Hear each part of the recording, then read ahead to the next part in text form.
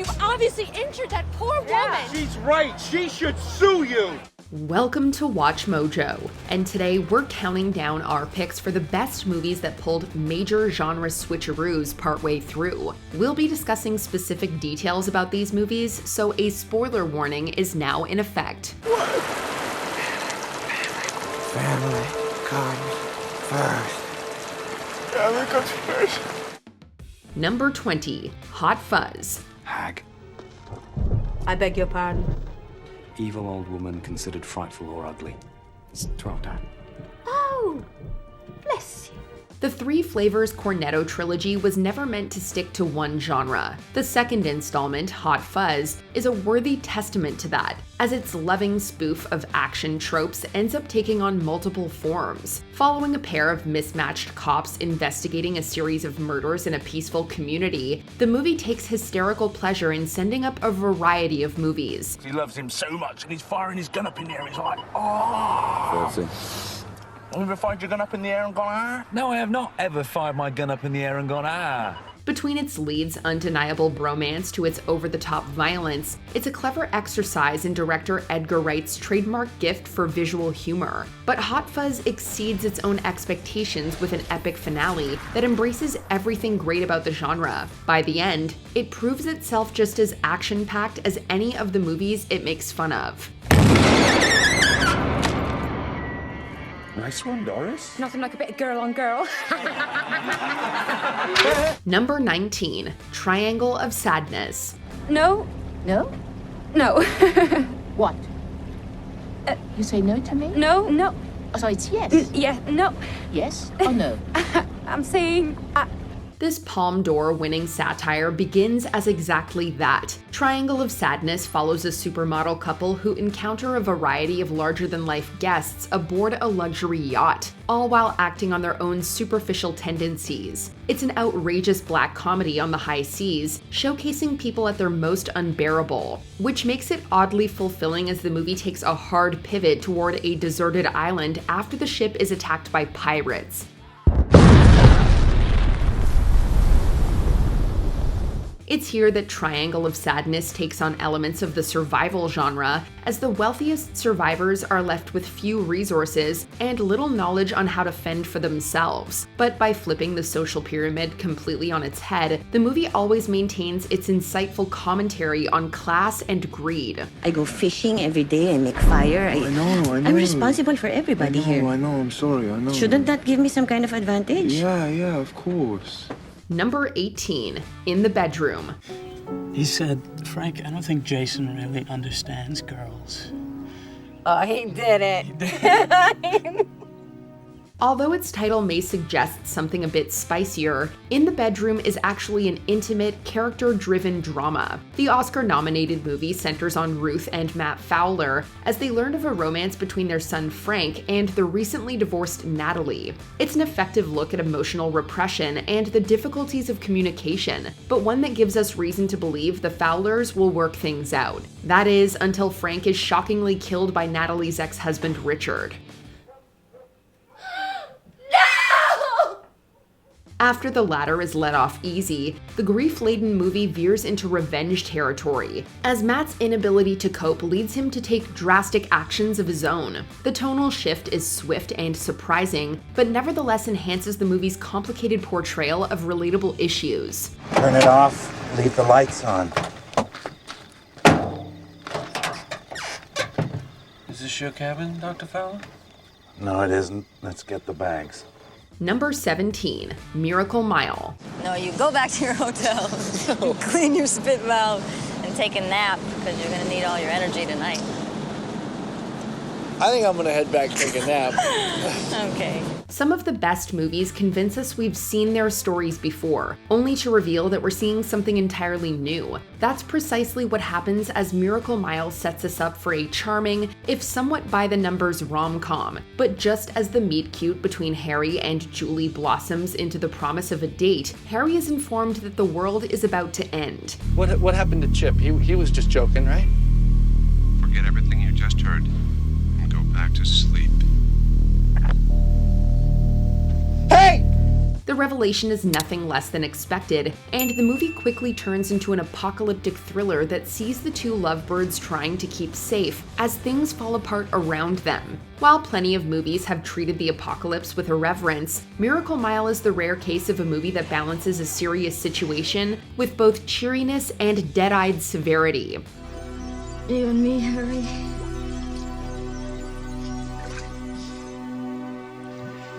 You and me. Number 16, Sorry to Bother You.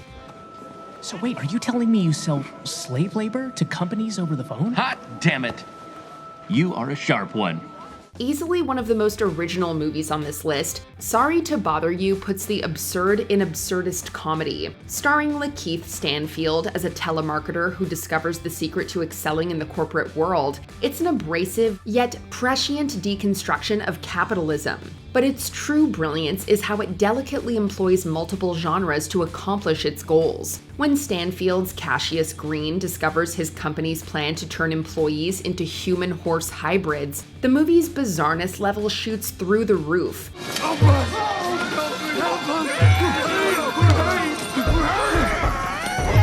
The satire of the first half looks downright straightforward compared to the film's transition into surreal sci-fi. But in taking the notion of workhorses literally, the movie's skewering of labor exploitation demonstrates a hard-earned level of wisdom that most movies wish they could reach.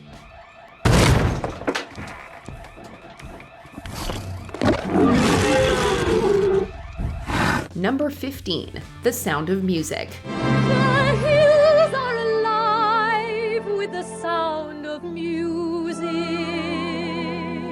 The Sound of Music is one of the most well-rounded musicals out there, managing a diverse range of emotional beats across its 3-hour runtime. As Maria teaches the Von Trapp children about the joys of music and romances their widower father George, the movie leaves us confident that the family is bound for a happy ending. And they are, but not before the movie's feel-good vibe is hit with a heavy dose of reality. With George commissioned to join the Nazi Party during the annexation of Austria, lightheartedness is replaced with suspense as the dramedy takes on the form of an escape thriller. You were sent a telegram which you did not answer.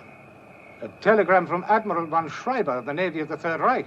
I was under the impression, Zeller, that the contents of telegrams in Austria are private. Incredibly, the movie remains thematically sound, refashioning its embrace of love and faith into a heroic stance for one's beliefs and country.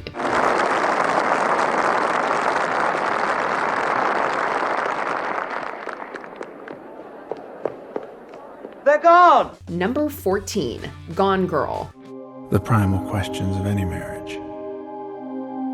What are you thinking? How are you feeling? What have we done to each other? David Fincher knows a thing or two about jaw-dropping plot twists, but Gone Girl goes above and beyond in flipping the script. When Amy Dunn mysteriously disappears on her anniversary, her husband Nick's strange behavior immediately paints him as a suspect. But the movie throws us a major curveball just when we, along with Detective Boney, think we have all the evidence we need. Technically missing. Soon to be presumed dead. Amy is actually alive and well, having planted evidence to frame Nick on account of his infidelity. Not only that, but the diary entries used to narrate the investigation are fake too. In mere minutes, a straightforward murder mystery gives way to a psychological thriller of the highest order, with the roles of victim and culprit completely switched around. We're gonna be parents. Oh, my goodness. Oh, how exciting. Oh, Number 13, Life is Beautiful. Buongiorno, principessa! As with The Sound of Music, Life is Beautiful is another historical dramedy whose uplifting tone can't overpower the inevitability of real-world events. The movie captures two very different chapters in the life of Guido Orefice, a Jewish man living in fascist Italy. The first, following his relationship and marriage to his wife Dora, is a delightful romantic comedy. The second, however, is a harrowing drama that sees Guido attempting to protect his young son from the horrors of the Holocaust. Und am Bau des Großdeutschen Reiches teilzunehmen. Noi facciamo la parte di quelli cattivi che urlano. Chi ha paura perde punti. 3 Grundregeln solltet ihr nie vergessen. His valiant effort to convince the boy that their persecution is part of an elaborate game ensures that the movie retains some of its initial optimism, but the weight of the movie's events, not to mention its genre alteration, is still deeply felt nonetheless. Se non ti trovano stanotte facciamo 60 punti. Quanti punti abbiamo? Abbiamo 940 punti, più 60? 1000. Primi, vinto. Number 12, The Prestige. Be very careful giving someone that power over you. This outing from director Christopher Nolan encompasses some of his most notable storytelling qualities, particularly his use of non-linear narratives. Starring Christian Bale and Hugh Jackman as rival magicians, the mystery that fuels their game of one-upmanship could have propelled The Prestige to powerful results on its own. But Nolan pulls off his own sleight of hand with the introduction of David Bowie's Nikola Tesla. With the real-life scientist building a mysterious device to aid Jackman's Robert Angier, the period thriller almost instantly morphs into a sci-fi piece. Wait the bloody key! Bloody drowning! This switch pays dividends for the movie, broadening the scope of Nolan's vision while also illuminating new threads to the increasingly absorbing story. Not to mention, it brings loads of clarity to the movie's bombshell final twist. Then you got to see something very special. Number 11, 10 Cloverfield Lane. 10 Cloverfield Lane is arguably even more frightening than its predecessor due to the human element. The first half of the movie serves as a mystery thriller, as Michelle is abducted by a seemingly crazy man who is telling her stories of a possible alien invasion and poisoned air. An attack. A big one. I'm not sure yet if it's chemical or nuclear, but down here we're safe. Michelle naturally doesn't believe it, and the flick follows her attempts to escape the bunker. The final act of the movie, however, completely does away with the thriller aspect and goes straight into science fiction, with Michelle escaping the bunker and battling an alien.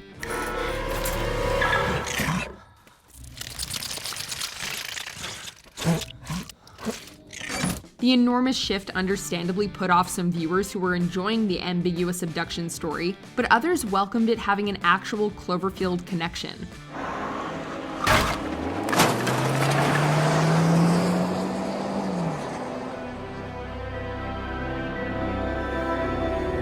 Number 10, Sinners. Traveling, I don't know why the world I'm here. Much like another movie on this list, this newfound classic doesn't exactly set us up for the wild turn of its second half, which sees a group of lively vampires descend upon a 1930s juke joint. Rather, Sinners opens as a stirring crime drama about proprietors Smoke and Stack Moore. The two return home to the Mississippi Delta, where ghosts of their past and new horrors await in equal measure. Incorporating elements of the Western and musical genres, its authentic portrayal of racial politics transcends time and space to offer thought-provoking lessons for modern audiences.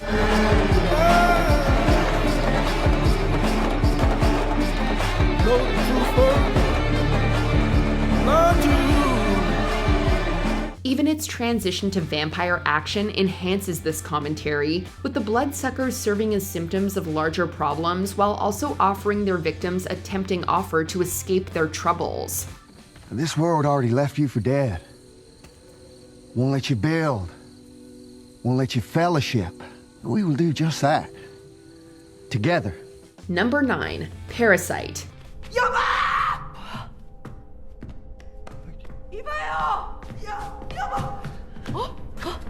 If there's one thing this Best Picture winner can't be accused of, it's being predictable. In fact, the various genre shifts are part of the reason Parasite is able to raise serious concerns about wealth and inequality. Starting off as a dark comedy, the movie follows the exploits of the impoverished Kim family as they cleverly con their way into working for the well-to-do Parks. But as their ruse becomes more difficult to uphold, so does the movie's adherence to one tone.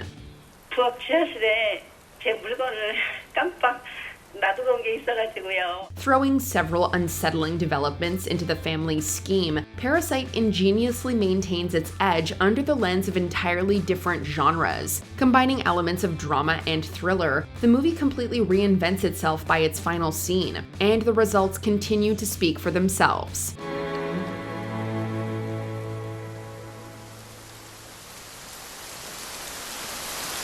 Number 8. Full Metal Jacket. You will not laugh. You will not cry.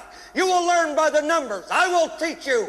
Now get up. Get on your feet. This Stanley Kubrick classic is an uncompromising meditation on war and the loss of innocence. But it doesn't simply drop us into Vietnam as other movies have. Instead, it spends nearly half its runtime in basic training, where warfare of a different kind plays out. Full Metal Jacket begins as a haunting psychological drama in which a group of Marine recruits become soldiers, with their drill instructor driving one of them to the brink of madness. The tragic crescendo of this first act is so startling that it's easy to forget there's still another hour to go.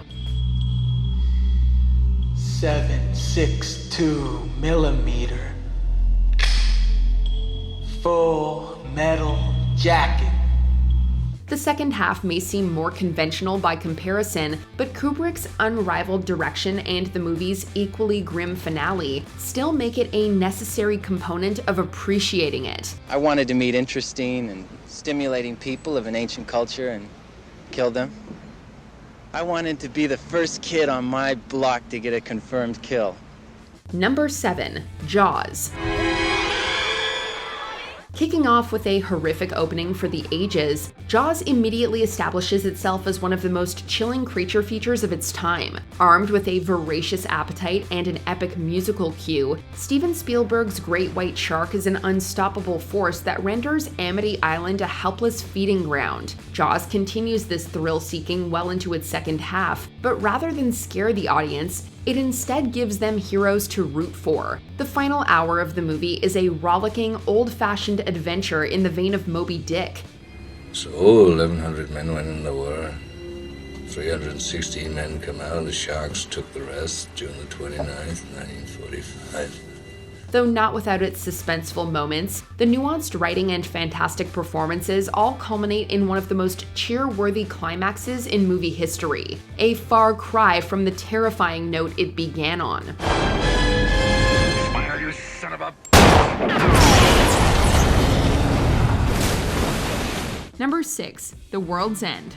Tonight, we will be partaking of a liquid repast as we wend our way up the Golden Mile, commencing with an inaugural tankard in the first post, then onto the old familiar, the famous cock, the cross hands, the good companions, the trusty servant, the two-headed dog, the mermaid, the beehive, the king's head, and the hole in the wall for a measure of the same. As we've said, the Cornetto trilogy has made genre switching an art form unto itself, but The World's End may feature the most abrupt and shocking transition of all. The first 30 minutes of this movie chronicles the alcoholic and depressed Gary King as he reunites with his childhood friends for a night of drinking. It starts off as a cute comedy drama about neglected friendships and trying to recapture teenage innocence. And then Gary accidentally knocks the head off an android, and the movie quickly switches into sci-fi mode.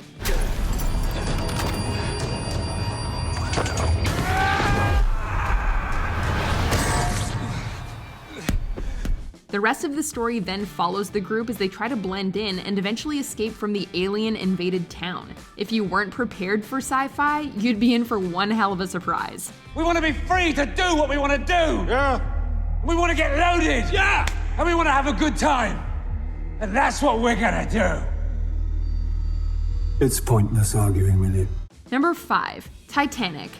Okay, we obviously saw it coming, but Titanic's massive genre shift is still very shocking and painfully tragic. The first half of Titanic serves as a grandiose and high-budgeted period piece about class systems and romance. Jack Dawson. Rose do it, big hitter.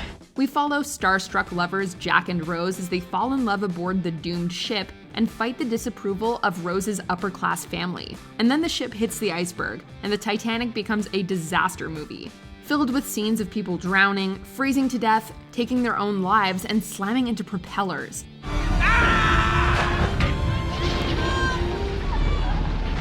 It forgoes the relationship drama to focus on the disaster, and though the end result is a spectacular cinematic experience, it's also a jarring one. I'll never let go. I promise.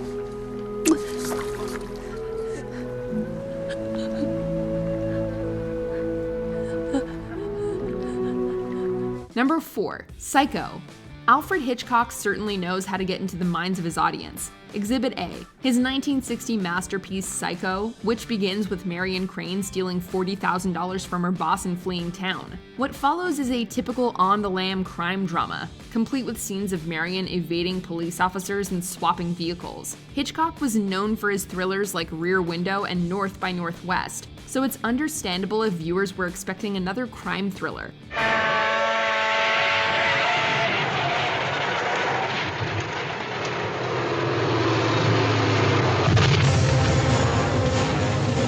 However, things take a massive turn when Marion is murdered at the Bates Motel, and the movie quickly swaps to a psychological horror/detective tale about alternate personalities and matricide.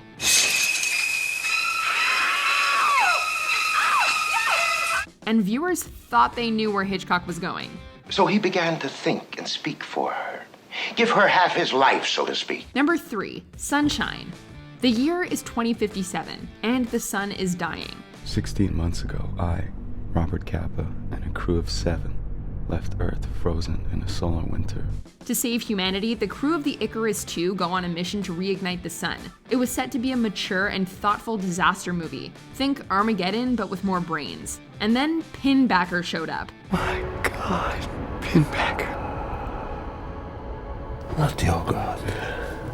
Mine. In the final third of the film, the crew discovers the mutilated and deranged captain of the Icarus I, and he proceeds to go all Jason Voorhees, picking off the crew one by one and turning the once thoughtful sci-fi disaster flick into a slasher movie. It caught a lot of people off guard, and many consider it to be a huge misstep in an otherwise solid film. For 7 years, I spoke with God.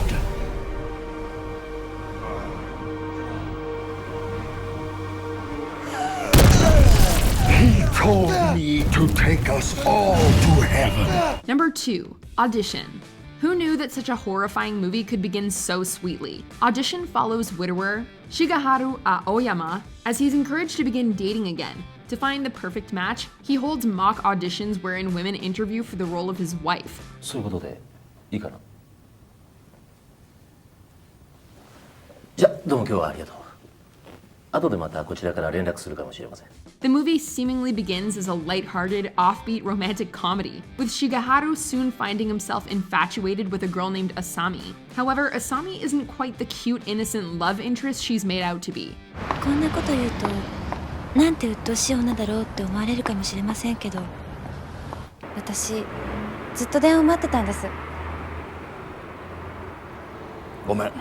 She's a girl who keeps a disfigured man in a sack whom she feeds her own vomit and then proceeds to torment Shigeharu with needles and piano wire. これはね、骨付きのお肉でも簡単に切り落とせるのよ。It's a hugely influential horror film, but one that likely shocked many an unsuspecting viewer. Before we continue, be sure to subscribe to our channel and ring the bell to get notified about our latest videos. You have the option to be notified for occasional videos or all of them. If you're on your phone, make sure you go into your settings and switch on notifications. Number 1, From Dusk Till Dawn.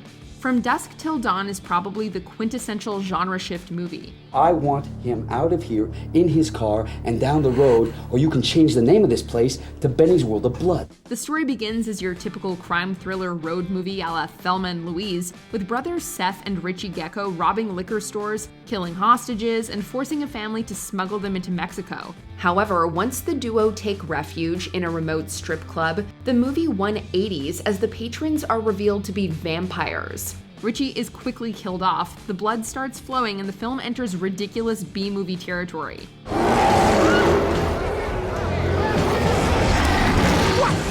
While the movie's genre switch is well known today, there's no describing how big of a twist this was for unassuming moviegoers back in 1996. I just rammed a wooden stake into my brother's chest because he turned into a vampire. Even though I don't believe in vampires. Aside from that, unfortunate business, everything is hunky-dory. Is there a movie whose genre switch caught you off guard? Let us know in the comments. You're gonna need a bigger boat.